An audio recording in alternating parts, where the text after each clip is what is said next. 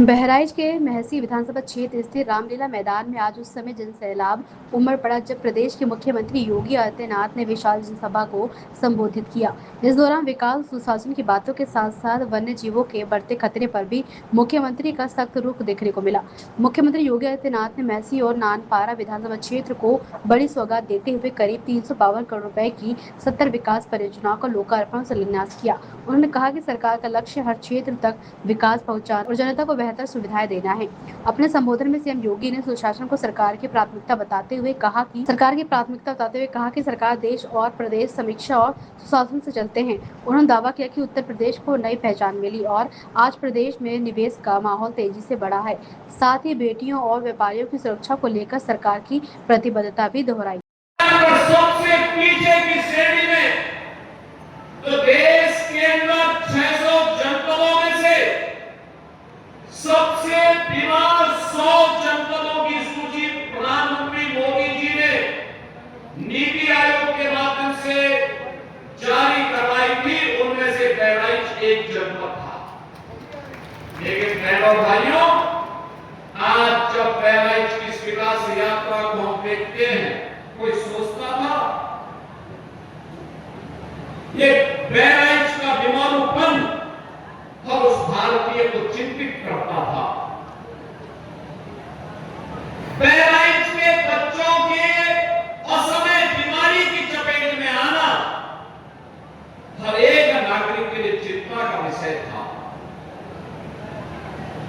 और वह हर व्यक्ति जो 1000 वर्ष पहले महाराजा सुहेलदेव के शौर्य से परिचित रहा होगा,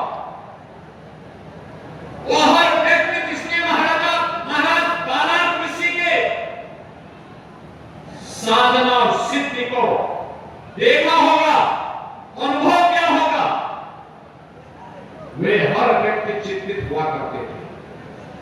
1857 के प्रथम स्वतंत्र समर के बलिदानी महाराजा बलभद्र सिंह चौहारी के बलिदान को जिसको भी स्मरण होगा, वह हर व्यक्ति चिंतित होता था। चिंतित नहीं होते थे वे कांग्रेसी और समाजवादी नहीं होते थे, क्योंकि विकास इनके एजेंडे में कभी नहीं था। इनके लिए एक वंश का विकास, एक परिवार का विकास, इनका स्वयं का विकास हो, यही इनके एजेंडे का हिस्सा था। और यही कारण था इन्होंने बहराइच की ओर ध्यान नहीं दिया और बहराइच की तरह अन्य जनपदों पे ध्यान न देने के कारण धीरे धीरे करके उत्तर प्रदेश के सामने पहचान का संकट खड़ा हो गया। बहनों और भाइयों, आज जब मैं बहराइच को देखता हूं, विकास की परियोजनाएं कोई सोचता था जिस महाराजा सुहेलदेव को स्वतंत्र भारत में सबसे पहले सम्मान मिलना चाहिए था, कांग्रेस ने नहीं दिया, समाजवादी पार्टी ने नहीं दिया। जिस महाराजा सुहेलदेव की स्मृति में मेले लगने चाहिए थे, कांग्रेस और समाजवादी पार्टी ने मेले नहीं आयोजित किए, बल्कि भारत को रौंदने के लिए, भारत को अपमानित करने के लिए बहराइच को और मां पाटेश्वरी धाम को लूटने के लिए जो विदेशी आक्रांता सालार मसूद गाजी आया था, इन लोगों ने उस गाजी के नाम पर गाजी मियां का मेला लगाना प्रारंभ कर दिया। हमारी सरकार ने आई, हमने बड़ी स्पष्टता के साथ कहा, यूपी की धरती पर ये नए भारत का नया यूपी है और नए भारत के नए यूपी में किसी विदेशी आक्रांता के स्मारक को भी हम स्वीकार नहीं करेंगे और उसके नाम पर कोई मेला, कोई आयोजन भी स्वीकार नहीं होना चाहिए। मैं अभिनंदन करूंगा बहराइच वासियों का, जिन्होंने गाजी के नाम पर होने वाले आयोजन को पूरी तरह रोक दिया है और आने वाले समय में भी गाजी के नाम पर कोई आयोजन न हो, इसका हम पुख्ता व्यवस्था करें। आयोजन होना चाहिए।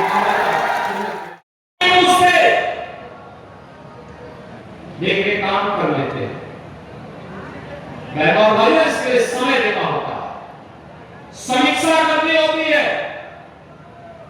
सुशासन के लिए बिना भेदभाव के तुष्टीकरण की नीति पर नहीं, बल्कि सरकार की दृढ़ इच्छा शक्ति के साथ आगे बढ़ने की तमन्ना के साथ हम कार्य करते हैं। एक लक्ष्य के साथ जो सरकार गठन होने के समय हमने कहा था कि अपराधियों के प्रति जीरो टॉलरेंस रहेगी, और जीरो टॉलरेंस आज भी है। हमने पहले भी कहा था कि बेटी और व्यापारी की सुरक्षा का सेल लगाया तो दो ही जगह होगी, या जेल होगा या जहन्नुम होगा, तीसरी कोई जगह नहीं होगी। बहनों और भाइयों, आज परिणाम हम सबके सामने है, और इसीलिए आज मैं आप सबसे कहने के लिए आया हूं, आपका एक निर्णय कैसे खुशहाली ला सकती है। बहराइच का उदाहरण, जो सर्वे मैंने आपको बताई, सर्वे हमारे नहीं है, किसी प्राइवेट एजेंसी के भी नहीं है, देश की जो सबसे बड़ी एजेंसी है नीति आयोग, उसके सर्वे हैं, और उस सर्वे में दिखता है कि बहराइच एक लंबी छलांग लगाने की तैयारी कर रहा है। ये लंबी तैयारी इसलिए कर रहा है क्योंकि आपने अच्छे जनप्रतिनिधि चुनकर के भेजे, अच्छे लोग चुनकर के भेजे हैं।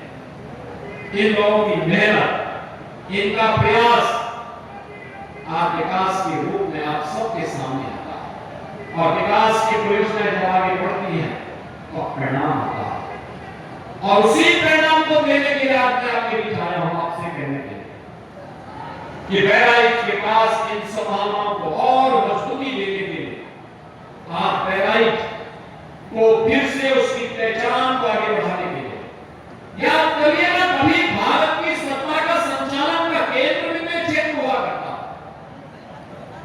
याद करिए, भगवान राम के पुत्र नौ ने श्रावस्ती को अपनी राजधानी बसाई थी। याद करिए, महाराजा सुहेलदेव और महर्षि पालार ऋषि, इन दोनों की भूमि ये बहराइच है।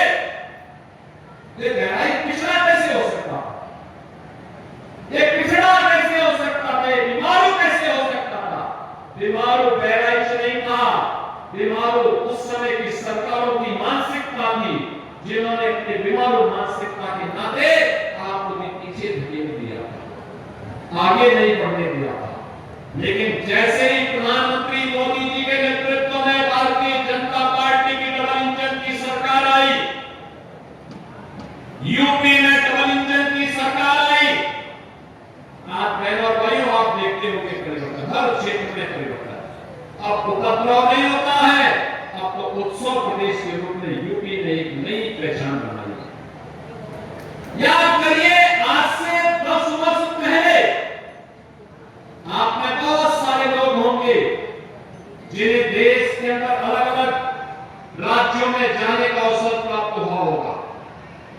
इससे पहले जाते थे, अपनी पहचान छुपाते थे, और अगर गलती से आपने अपनी पहचान बता दी थी तो लोग आपको हेय इससे देखते थे, शंका करते थे। लेकिन बहनों भाइयों, आज आप जाइए, देश के अंदर कहीं जाएंगे, आपने यूपी बोल दिया, आपने बहराइच बोल दिया, आपने अयोध्या बोल दिया, सामने वाले के चेहरे पर चमक आती है, और उसके इच्छा होती है, अगर वो 10 कदम दूर भी है तो 10 कदम चल करके वो आपसे गले मिलने का प्रयास करता है कि वाह, उत्तर प्रदेश की धरती से ये है आज आपकी पहचान।